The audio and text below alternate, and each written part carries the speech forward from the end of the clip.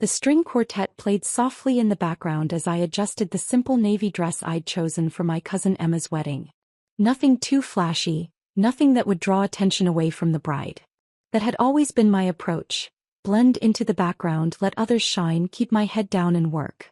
My father, Robert Hartley, stood near the champagne fountain in his perfectly tailored tuxedo, holding court with his usual audience of business associates.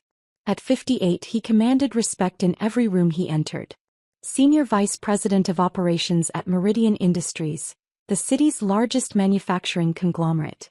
He'd built his reputation on decisive leadership and an unwavering belief in traditional success metrics. I watched from across the reception hall as he gestured animatedly, probably telling the story about last quarter's record profits for the 100th time this month. My mother, Patricia, stood beside him in her designer gown, nodding at appropriate intervals while scanning the room for more important people to network with. My brother Marcus approached me, champagne flute in hand, his wife Christina clinging to his arm like an expensive accessory. At 35, Marcus was everything our parents had hoped for in a son.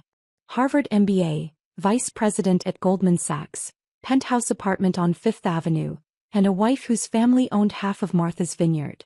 "Alex," he said using the nickname he knew I hated. "Surprised you showed up. Thought you'd be too busy with your little computer project." I took a sip of my wine, letting the comment slide off me like water off glass. "Wouldn't miss Emma's big day." Christina laughed, a sound like wind chimes in a hurricane. "Marcus told me you're doing something with technology? How? Interesting. Is it profitable?" Before I could answer, my sister Victoria joined our circle. At 32, she was the family's other golden child.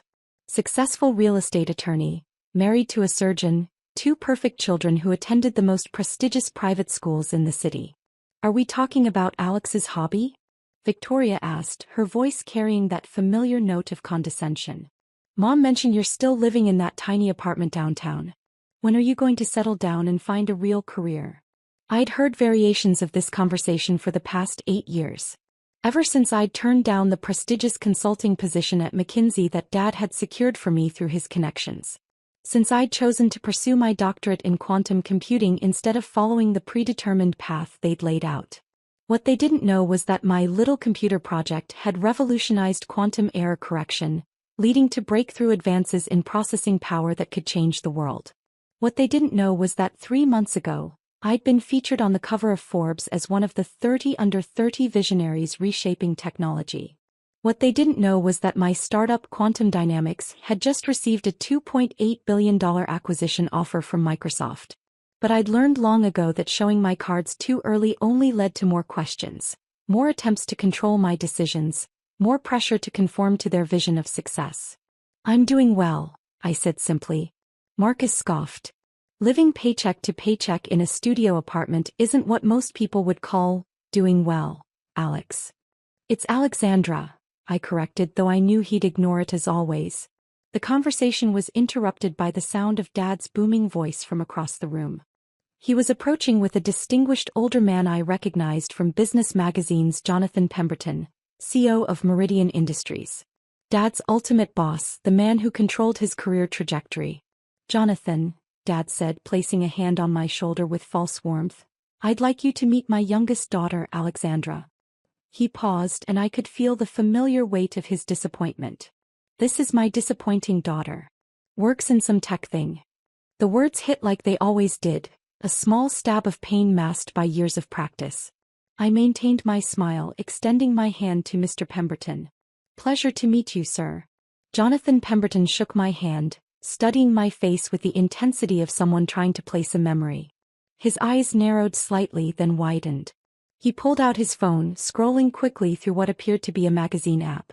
"Wait," he said, his voice growing excited. "Aren't you? Isn't this the quantum computing genius from this month's Forbes?" The color drained from Dad's face as Jonathan held up his phone, displaying the Forbes cover. There I was, professional headshot against a backdrop of quantum equations, with the headline "Alexandra Hartley, the 28-year-old who solved quantum computing's biggest problem." The silence that followed was absolute. Marcus's champagne flute froze halfway to his lips. Victoria's mouth fell open slightly. Christina's grip on Marcus's arm tightened as if she needed support. Dad stared at the phone screen, then at me, then back at the screen. That's impossible. Dr. Alexandra Hartley, Jonathan continued, reading from the article. CEO and founder of Quantum Dynamics, the company that developed the breakthrough quantum error correction algorithm that's being called the most significant advancement in computing since the microprocessor. He looked up at me with genuine excitement. You're the one who solved the coherence problem. I nodded slowly. Among other things. My God. Jonathan turned to Dad, who looked like he'd been struck by lightning. Robert, do you have any idea what your daughter has accomplished? Her work is going to revolutionize everything from drug discovery to financial modeling to artificial intelligence. Every major tech company in the world is trying to license her technology. Marcus found his voice first. Alexandra, you never said anything about being successful? I interrupted gently. You never asked. You just assumed. Victoria stepped forward, her lawyer instincts kicking in. The Forbes article. When was this published? 3 weeks ago, Jonathan answered when I remained silent. The same week Microsoft announced they were acquiring Quantum Dynamics for. He scrolled through the article. Here it is. $2.8 billion. Christina made a small choking sound. Dad's face had gone from white to gray. But you live in that small apartment, Mom said, appearing suddenly at Dad's elbow. She must have heard the commotion. You drive that old Honda. I live modestly by choice, I replied. The apartment is actually a penthouse, but I prefer simplicity. And the Honda is reliable. I don't need to prove my worth through material possessions. Jonathan was still scrolling through his phone. Listen to this, he said, beginning to read. Dr. Hartley's groundbreaking work was conducted in near total secrecy, as she preferred to let her research speak for itself rather than seeking publicity.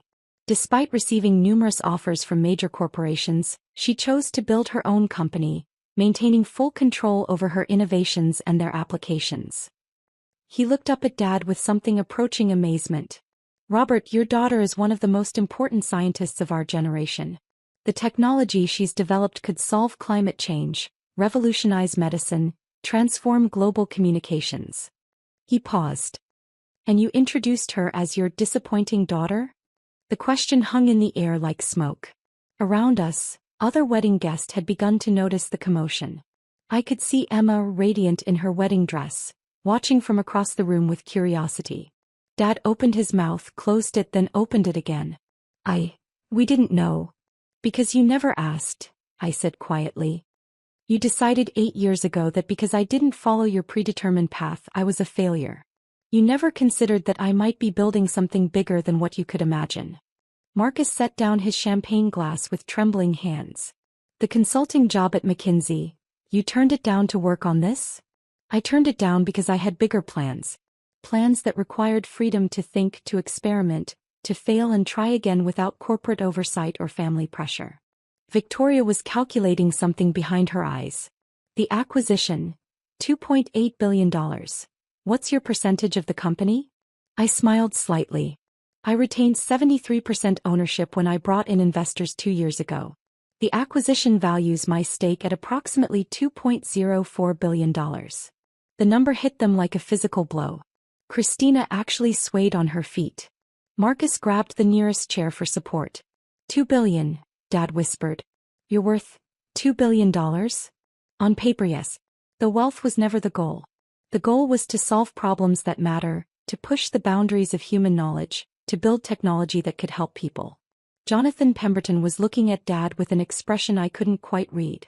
Robert, I have to ask, how does it feel to know that your disappointing daughter has just become one of the youngest billionaires in the country? The question was pointed, deliberate. I could see Dad processing not just the shock of my success, but the professional implications. Jonathan Pemberton was his boss, and he'd just witnessed Dad publicly dismiss and belittle someone who was now arguably more successful than anyone in the room. I'm proud, Dad managed, though the words sounded hollow. Are you? I asked quietly. Because 3 hours ago, you were telling Aunt Margaret that you wished I'd at least found a husband by now, since I was clearly incapable of supporting myself financially. Dad flinched. Victoria looked mortified. Marcus was still staring at me like I'd grown a second head. Alexandra, Mom intervened, her voice taking on the smooth, diplomatic tone she used for difficult social situations. We've always been proud of you. We just didn't understand. You didn't understand because you didn't try to understand, I interrupted. Every time I tried to explain my work, you changed the subject or suggested I was wasting my time. Every family gathering became an intervention about my life choices. Jonathan was watching this exchange with fascination. Dr. Hartley, if I may ask, what's next for you? The Forbes article mentioned that the Microsoft acquisition includes a provision for you to continue your research. I nodded. I'll be heading Microsoft's new quantum research division. We're working on applications that could revolutionize everything from cybersecurity to medical diagnostics. Plus, I'm establishing a foundation to provide research grants for underrepresented scientists. Extraordinary, Jonathan murmured. He turned back to Dad. Robert, I hope you realize what an incredible daughter you have. Her work is going to change the world. The conversation was interrupted by the sound of the wedding coordinator calling everyone to attention for the cake cutting. As the crowd began to move toward the main reception area, Jonathan lingered. Dr. Hartley, he said, I'd love to discuss potential collaborations between quantum dynamics and Meridian Industries. We're always looking for ways to incorporate cutting-edge technology into our manufacturing processes. I'd be happy to explore that, I replied.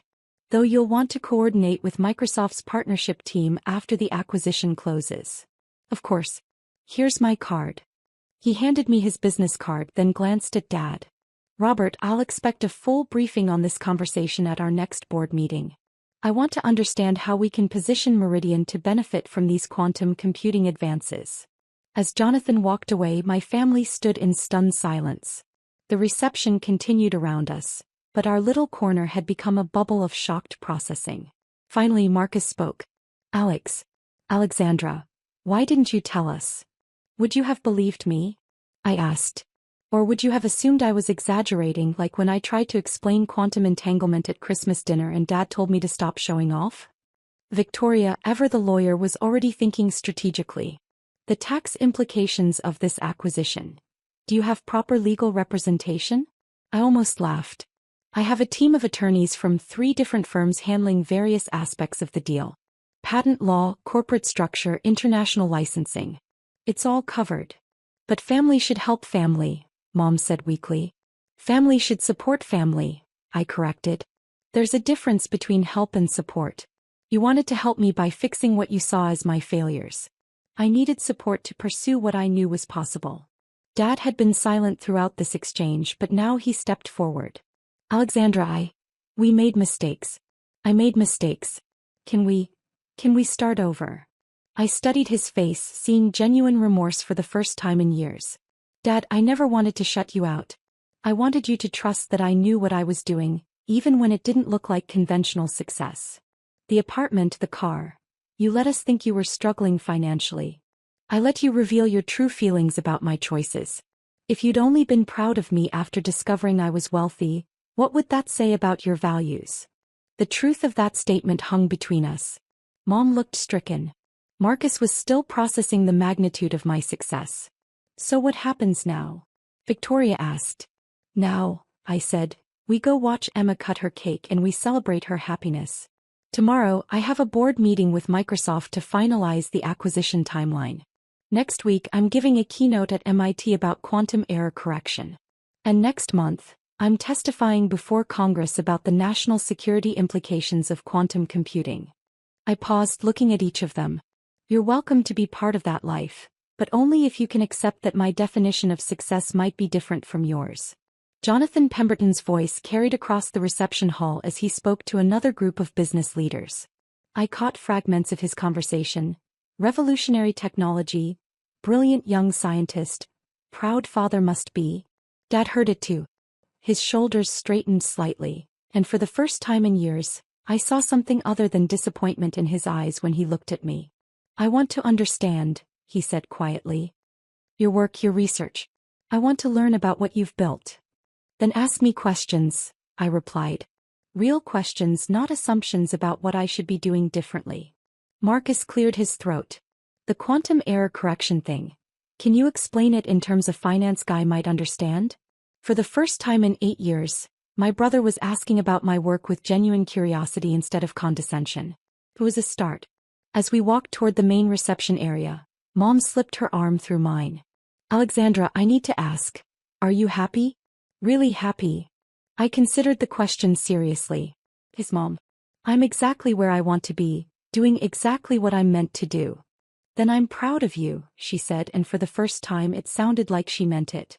The rest of the evening passed in a blur of congratulations from relatives who'd suddenly remembered my existence, business cards from Dad's colleagues who wanted to explore opportunities, and meaningful conversations with family members who were finally seeing me as I really was. But the moment that mattered most came near the end of the reception, when Dad pulled me aside during a quiet song. I owe you an apology, he said. Not just for tonight, but for years of not seeing what was right in front of me. I know, I said simply.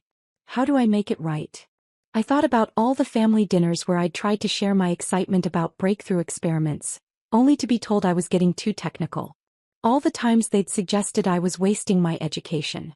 All the conversations that started with, when are you going to get a real job? Start by believing in me, I said. Even when you don't understand what I'm doing. Especially when you don't understand what I'm doing. He nodded slowly. Deal. As the evening wound down and guests began to leave, Jonathan Pemberton found me one more time. Dr. Hartley, I have to say, this has been the most interesting wedding I've ever attended. Your father is a lucky man whether he realizes it or not. Thank you, Mr. Pemberton. One more thing, he said, lowering his voice. I meant what I said about collaboration opportunities.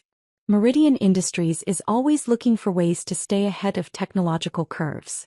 Perhaps we could schedule a formal meeting. I smiled. I'll have my assistant reach out to your office next week. As he walked away, Dad appeared at my side. That was Jonathan Pemberton showing genuine interest in working with my daughter's company, he said, wonder in his voice.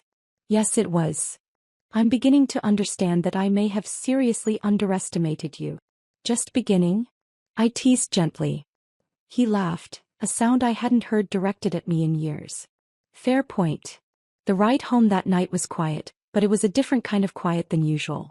Instead of the familiar tension of unmet expectations and mutual disappointment, there was something new, possibility. My phone buzzed with a text from Marcus. Can we have lunch this week? I want to hear more about your work. Really hear it, not just pretend to listen. Then one from Victoria. I looked up your Forbes article online. I had no idea quantum computing could impact legal research. Would love to discuss it sometime. And finally one from Mom. I'm sorry it took so long for us to see you. Really see you. Love, Mom. I smiled, looking out at the city lights as my driver navigated through the late-night traffic.